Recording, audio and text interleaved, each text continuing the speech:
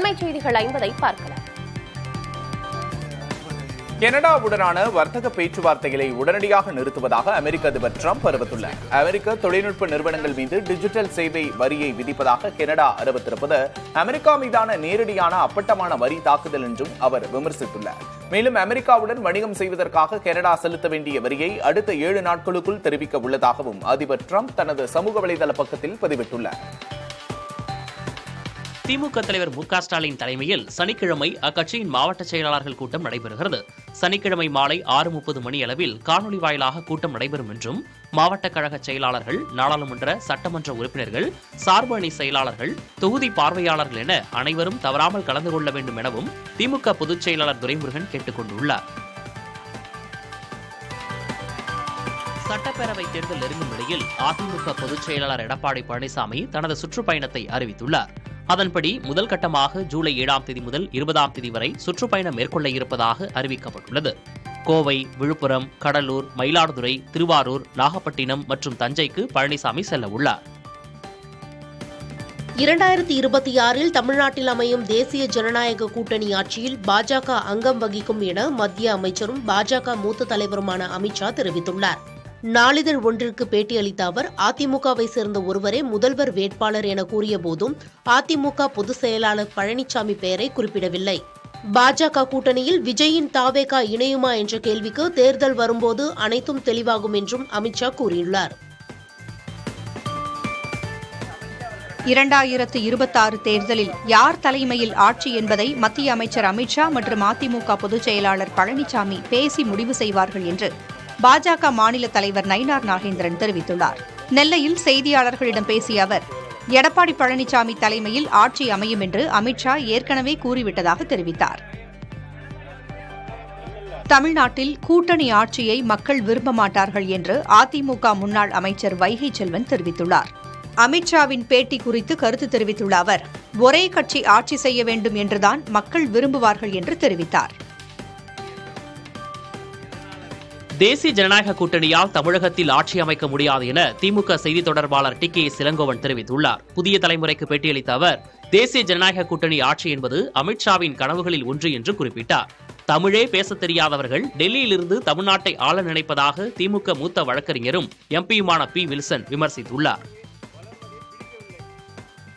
பாமக நிறுவனர் ராமதாஸை அவரது தைலாபுரம் இல்லத்திற்கு சென்று காங்கிரஸ் மாநில தலைவர் செல்வ பெருந்தகை சந்தித்தார். இதனைத் தொடர்ந்து செய்தியாளர்களிடம் பேசிய அவர், இது அரசியல் ரீதியிலான சந்திப்பு இல்லை என்று விளக்கமளித்தார். கூட்டணி குறித்து மு க ஸ்டாலின் முடிவெடுப்பார் என்றும் செல்வ பெருந்தகை தெரிவித்தார். இது கூட்டணியும் இல்லை, அரசியலும் இல்லை, எந்த பிரச்சனையும் இல்லை. இது சந்திப்பு மரியாதை நிமித்தமான சந்திப்பு. தமிழக வெற்றிக் கழகத்தின் மாநில செயற்குழு கூட்டம் அக்கட்சியின் தலைவர் விஜய் தலைமையில் வரும் 4ஆம் தேதி நடைபெறும் என்று அறிவிக்கப்பட்டுள்ளது. பனையூரில் உள்ள கட்சியின் தலைமை நிலைய செயலகத்தில் நடைபெறவுள்ள இந்த கூட்டத்தில் கட்சி சார்பில் அடுத்தடுத்து மேற்கொள்ளப்பட வேண்டிய ஆக்கப்பூர்வ நடவடிக்கைகள் குறித்தும் விஜயின் நிகழ்வுகள், மக்கள் சந்திப்புகள் குறித்தும் கலந்துரையாடப்பட உள்ளதாக தெரிவிக்கப்பட்டுள்ளது. மேற்கு திசை காற்றின் வேக மாறுபாடு காரணமாக கோவை மாவட்டம் மலைப்பகுதிகள் மற்றும் நீலகிரி மாவட்டத்தில் ஓரிரு இடங்களில் கனமழை பெய்ய வாய்ப்புள்ளதாக வானிலை ஆய்வு மையம் தெரிவித்துள்ளது. தமிழ்நாட்டில் ஓரிரு இடங்களிலும் புதுச்சேரி மற்றும் காரைக்காலில் இடி மின்னலுடன் மழை பெய்யக்கூடும் என்றும் ஓரிரு இடங்களில் மணிக்கு 40 முதல் 50 கிலோமீட்டர் வேகத்தில் பலத்த தரைக்காற்று வீசக்கூடும் என்றும் தெரிவிக்கப்பட்டுள்ளது. புதுச்சேரியில் ஆதிதிராவிட நலத்துறை அமைச்சர் சாய் சரவணகுமார் தனது பதவியை ராஜினாமா செய்த நிலையில் 3 நியமன எம்எல்ஏக்களும் ராஜினாமா செய்துள்ளனர். பாஜக கட்சியைச் சேர்ந்த சாய் சரவணகுமார் ராஜினாமா கடிதத்தை வழங்கிய நிலையில் அதனை துணைநிலை ஆளுநர் ஏற்றுக்கொண்டதாக முதல்வர் ரங்கசாமி தெரிவித்துள்ளார். காலியாக உள்ள அமைச்சர் பதவியை பாஜக எம்எல்ஏ ஜான்குமாருக்கு வழங்க கட்சி முடிவு செய்திருப்பதாக தகவல் வெளியாகியுள்ளது. ஒடிஷா புரி ஜெகநாதர் கோயில் ரத யாத்திரையில் கூட்ட நெரிசலால் 600க்கும் மேற்பட்டோர் பாதிக்கப்பட்டனர். ஜெகநாதர் கோயில் ரத யாத்திரையில் லட்சக்கணக்கானோர் குவிந்த நிலையில் ஜெகநாதர், சுபத்ரா தேவி, பாலபத்ரர் ஆகியோர் தனித்தனி ரதங்களில் எழுந்தருளினர். அதிகப்படியான கூட்டம் காரணமாக ரத யாத்திரை தாமதமாக தொடங்கிய நிலையில் கூட்ட நெரிசல் ஏற்பட்டது. இதில் காயமடைந்தும் வாந்தி, மயக்கம் உள்ளிட்டவற்றால் பாதிக்கப்பட்டும் 625 பேர் மருத்துவமனையில் அனுமதிக்கப்பட்டனர். கேரள மாநிலம் வயநாடு மாவட்டத்தில் பானசுரா சாகர் அணை முழு கொள்ளளவை எட்டியதை அடுத்து அணையிலிருந்து தண்ணீர் திறக்கப்பட்டுள்ளது. இதையடுத்து ஆற்றங்கரையோர மக்களுக்கு ஒலிபெருக்கி மூலம் மாவட்ட நிர்வாகம் எச்சரிக்கை விடுத்துள்ளது. அப்பகுதியில் தொடர்ச்சியாக பெய்யும் கனமழை காரணமாக அனைத்து ஆறுகளிலும் வெள்ளப்பெருக்கு ஏற்பட்டிருக்கிறது. போதைப்பொருள் பயன்படுத்தியதாக கைது செய்யப்பட்ட வழக்கில் ஜாமீன் கோரி நடிகர் கிருஷ்ணா சென்னை போதைப்பொருள் தடுப்பு சிறப்பு பிரிவில் மனு தாக்கல் செய்துள்ளார். இந்த மனு அடுத்த வாரம் விசாரணைக்கு வரும் என தெரிகிறது. வழக்கில் கைது செய்யப்பட்ட பிரசாத், ஸ்ரீகாந்த் உள்ளிட்ட யாருடனும் தனக்கு தொடர்பு இல்லை என்றும் மனுவில் கிருஷ்ணா தெரிவித்துள்ளார். சென்னை திருவல்லிக்கேணியில் 2 கோடி ரூபாய் மதிப்பிலான போதைப் பொருளை காவல்துறையினர் பறிமுதல் செய்தனர். மெத்தபைட்டமின் போதைப் பொருளின் மூலப்பொருளான சூடோ எப்சைடின் வைத்திருந்ததாக பீர் முகமது மற்றும் துஃபைல் ரஹ்மான் ஆகியோர் கைது செய்யப்பட்டுள்ளனர். அவர்களிடமிருந்து 2.5 கிலோ சூடோ எப்சைன் பறிமுதல் செய்யப்பட்டது. சென்னை ஐஐடி வளாகத்தில் மாணவிக்கு பாலியல் தொல்லை கொடுத்த புகாரில் வடமாநிலத்தைச் சேர்ந்த 22 வயதான ரோஷன்குமார் என்பவர் கைது செய்யப்பட்டுள்ளார்.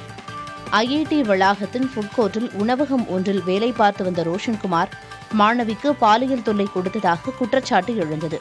அதன் அடிப்படையில் கோட்டூர்புரம் காவல்துறையினர் அவரை கைது செய்தனர். தமிழ்நாட்டில் 24 அரசியல் கட்சிகளுக்கு நோட்டீஸ் அனுப்ப தமிழக தலைமை தேர்தல் அதிகாரிக்கு இந்திய தேர்தல் ஆணையம் உத்தரவிட்டுள்ளது. 2019க்கு பிறகு ஒரு தேர்தலில் கூட போட்டியிடாத கட்சிகளை தேர்தல் ஆணைய பட்டியலில் இருந்து நீக்கலாமா என பரிந்துரைக்க தேர்தல் ஆணையம் அறிவுறுத்தியுள்ளது. இது தொடர்பாக 1 மாதத்தில் பரிந்துரைக்க வேண்டும் எனவும் கடிதத்தில் குறிப்பிடப்பட்டுள்ளது. இந்தியாவுடன் விரைவில் ஒரு மிகப்பெரிய வர்த்தக ஒப்பந்தம் ஏற்படும் எனவும் சீனாவுடனான ஒப்பந்தம் நம்ப முடியாத விஷயம் என்றும் அமெரிக்க அதிபர் டிரம்ப் அறிவித்துள்ளார். சீனாவுடன் வர்த்தக ஒப்பந்தத்தில் கையெழுத்திட்டதாகவும் சிறந்த ஒப்பந்தங்கள் வரவிருப்பதாகவும் டிரம்ப் கூறினார். அமெரிக்கா எல்லா நாடுகளுடனும் ஒப்பந்தங்களை செய்யப்போவதில்லை என்றும், ஆனால் சில நாடுகளுடன் ஒப்பந்தங்களை செய்து கொள்கிறோம் என்றும் டிரம்ப் தெரிவித்தார். பொறியியல் மாணவர் சேர்க்கைக்கான தரவரிசை பட்டியல் வெளியிடப்பட்டுள்ளது. இதில் காஞ்சிபுரம் மாணவி சகஸ்ரா பொதுப்பிரிவில் முதலிடம் பிடித்துள்ளார். நாமக்கலைச் சேர்ந்த கார்த்திகா 2ஆம் இடம் பிடித்துள்ளார். அரியலூர் மாவட்டம் மைக்கேல்பட்டியைச் சேர்ந்த அமலன் ஆண்டோ 200க்கு 200 கட் ஆஃப் மதிப்பெண் பெற்று மாநில அளவில் 3ஆம் இடம் பிடித்துள்ளார். பொறியியல் மாணவர் சேர்க்கைக்கான பொதுப்பிரிவு கலந்தாய்வு ஜூலை 14ஆம் தேதி தொடங்குகிறது. முதல் கட்டமாக ஜூலை 7, 8 ஆகிய தேதிகளில் 7.5% இடஒதுக்கீட்டின் கீழ் மாற்றுத்திறனாளி மாணவர்கள், விளையாட்டு பிரிவு மாணவர்களுக்கும் கலந்தாய்வு நடைபெறும். பொதுப்பிரிவில் உள்ள சிறப்பு பிரிவினருக்கான கலந்தாய்வு ஜூலை 9ஆம் தேதி முதல் 11ஆம் தேதி வரை நடைபெறும். பொதுப்பிரிவினருக்கான கலந்தாய்வு ஜூலை 14ஆம் தேதி தொடங்கி ஆகஸ்ட் 19ஆம் தேதி வரை நடைபெற உள்ளது. சாதி குறியீடுகளுடன் மாணவர்கள் பள்ளிக்கு வரக்கூடாது என எச்சரித்துள்ள தமிழக பள்ளிக்கல்வித்துறை மாணவர்களிடையே நல்லிணக்கத்தை உருவாக்குவது தொடர்பான வழிகாட்டுதல்களையும் வெளியிட்டுள்ளது. அதன்படி வருகை பதிவேட்டில் சாதி பெயர் இருக்கக்கூடாது, ஆசிரியர்கள் நேரடியாகவோ மறைமுகமாகவோ சாதியை குறிப்பிட்டு மாணவர்களை அழைக்கக்கூடாது என தெரிவிக்கப்பட்டுள்ளது. தமிழகத்திற்கு 31.24 TMC காவிரி நீரை திறக்க காவிரி நதிநீர் மேலாண்மை ஆணையம் உத்தரவிட்டுள்ளது.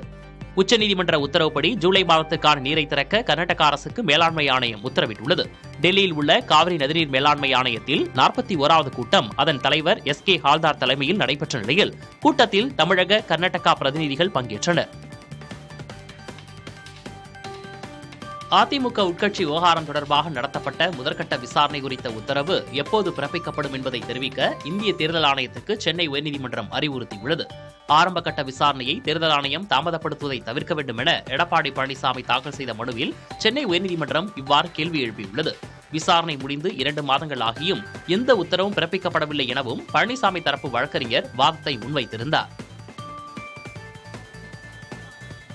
அரக்கோணம் அருகே தண்டவாள விரிசலை கவனித்து பயணிகள் ரயிலை அதன் ஓட்டுநர் சாதுரியமாக செயல்பட்டு நிறுத்தியதால் ரயில் விபத்து தவிர்க்கப்பட்டது. சென்னையிலிருந்து அரக்கோணம் வழியாக காட்பாடி செல்லும் மெமோ பயணிகள் ரயில் சித்தேரி ரயில் நிலையத்தை கடக்கும்போது தண்டவாளத்திலிருந்து சத்தம் வருவதை உணர்ந்த ஓட்டுநர் மணிகண்டன் ரயிலை பாதையிலேயே நிறுத்தினார்.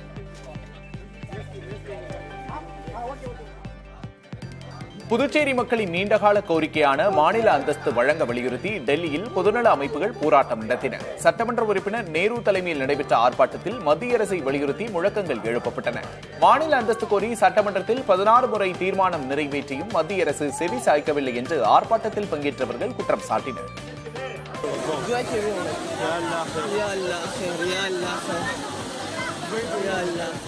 பாகிஸ்தானில் ஏற்பட்ட திடீர் வெள்ளப்பெருக்கில் ஒரே குடும்பத்தை சேர்ந்த 16 பேர் அடித்து செல்லப்பட்டனர்.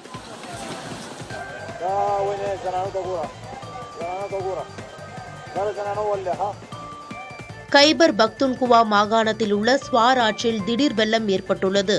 இதனால் அப்பகுதியில் இருந்த சுற்றுலா பயணிகள் அங்கிருந்து வெளியேற முடியாமல் தவித்தனர்.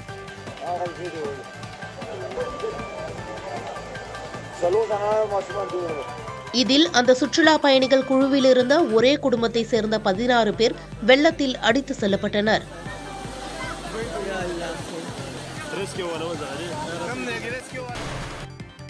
பத்தாண்டுகளுக்கு பிறகு எஜே சூர்யா இயக்கி நடிக்கும் கில்லர் என்ற படத்தின் அறிவிப்பு வெளியாகியுள்ளது. இத்திரைப்படத்தை கோகுலம் மூவிஸ் நிறுவனம் தயாரிக்கும் நிலையில் தமிழ், தெலுங்கு, மலையாளம், கன்னடம், ஹிந்தி ஆகிய மொழிகளில் உருவாகிறது. இப்படத்தில் பிரீத்தி அஸ்ரானி கதாநாயகியாக நடிக்கிறார். ராஷ்மிகா மந்தனாவின் அடுத்த படம் தொடர்பான அறிவிப்பு வெளியாகியுள்ளது. ரவீந்திர பிள்ளை எழுதி இயக்கவுள்ள இத்திரைப்படத்துக்கு மைசா என பெயரிடப்பட்டுள்ளது. இது மட்டுமில்லாமல் தமா என்ற ஹிந்தி படத்திலும் ராஷ்மிகா மந்தனா நடித்து வருகிறார். படைப்பாளிகள் அவர்களின் வாழும் காலத்திலே போற்றப்பட வேண்டும் என்பதற்காகத்தான் சாகித்ய அகாடமி விருது பெற்றவர்களுக்கு 1 கோடி ரூபாய் மதிப்புள்ள வீட்டு வசதி வாரிய வீடு வழங்கப்படுவதாக முதல்வர் மு.க.ஸ்டாலின் தெரிவித்துள்ளார். சாகித்ய அகாடமி மற்றும் ஜவஹர்லால் நேரு பல்கலைக்கழகம் சிறப்பு நிலைத்துறை தமிழ்துறை இணைந்து நடத்திய கலைஞர் நூற்றாண்டு கருத்தரங்கை தொடக்கி வைத்து பேசிய முதல்வர் முன்னாள் முதல்வர் கருணாநிதியின் சிறப்பு மலரையும் வெளியிட்டார். சென்னையில் முதல்வர் மு.க.ஸ்டாலின் பங்கேற்ற கலைஞர் நூற்றாண்டு கருத்தரங்கு நிகழ்ச்சியில் விஜயின் புகைப்படங்களை சிலர் காண்பித்ததால் சலசலப்பு ஏற்பட்டது. நிகழ்ச்சியில் பங்கேற்ற மாணவரின் கைக்குட்டையில் விஜயின் புகைப்படம் பொறிக்கப்பட்டிருந்தது. இதனை காண்பித்து மாணவர்கள் ஆரவாரம் செய்தனர். இந்திய பிரதமர் நரேந்திர மோடி அடுத்த வாரம் 5 வெளிநாடுகளுக்கான சுற்றுப்பயணத்தை தொடங்க உள்ளார்.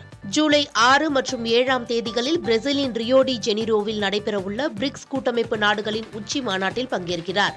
அதைத் தொடர்ந்து ட்ரினிடாட், டொபாகோ, அர்ஜென்டினா, கானா, நமீபியா ஆகிய நாடுகளுக்கு மோடி பயணிக்க உள்ளார். பாதுகாப்புத்துறை அமைச்சர் ராஜ்நாத் சிங் சீன பாதுகாப்புத்துறை அமைச்சர் டான் ஜீனுடன் நடைபெற்ற பேச்சுவார்த்தையின் போது எல்லை தாண்டிய பயங்கரவாதம் குறித்த இந்தியாவின் நிலைப்பாட்டை மீண்டும் உறுதிபட தெரிவித்தார். சீனாவின் கிங்டோவோவில் நடைபெற்ற ஷாங்காய் ஒத்துழைப்பு அமைப்பின் பாதுகாப்பு அமைச்சர்கள் மாநாட்டின் ஒரு பகுதியாக இந்த சந்திப்பு நடைபெற்றது.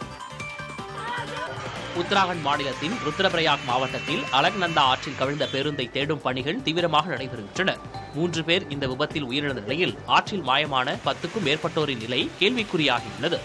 தேசிய பேரிடர் மீட்புப் படையினர் தேடுதல் வேட்டையில் ஈடுபட்டுள்ளனர்.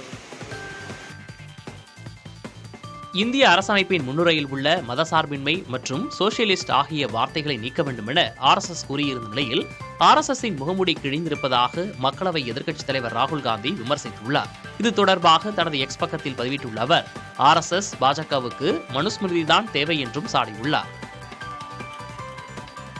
தாஜ்மஹாலின் முக்கிய கோபுரத்தில் நீர் கசியும் பிரச்சினை 6 மாதங்களுக்குள் சரி செய்யப்படும் என அதிகாரிகள் தெரிவித்தனர். முக்கிய கோபுரத்தில் ஏற்பட்ட கசிவு குறித்து தொல்லியல் துறை ஆய்வு செய்தது. தெர்மல் ஸ்கேனிங் முறையில் நடத்தப்பட்ட சோதனையில் முக்கிய கோபுரத்தில் கசிவு ஏற்படுவது உறுதி செய்யப்பட்டது. 73 மீட்டர் உயரத்தில் சேதம் ஏற்பட்டுள்ளது தெரியவந்துள்ளது. T20 மற்றும் ஒருநாள் போட்டிகளில் பயன்படுத்துவதை போன்ற ஸ்டாப் கிளாக் முறை டெஸ்ட் போட்டிகளிலும் பயன்படுத்தப்படும் என ICC அறிவித்துள்ளது. இந்த ஸ்டாப் கிளாக் விதிமுறை வரும் 2ஆம் தேதி முதல் அமலுக்கு வருகிறது. பந்துவீச்சிற்கு அதிக நேரம் எடுத்துக்கொள்வது நீண்டகால பிரச்சனையாக இருந்து வந்த நிலையில் டெஸ்ட் போட்டிகளிலும் இனி ஸ்டாப் கிளாக் முறை கையாளப்படும் என ICC குறிப்பிட்டுள்ளது.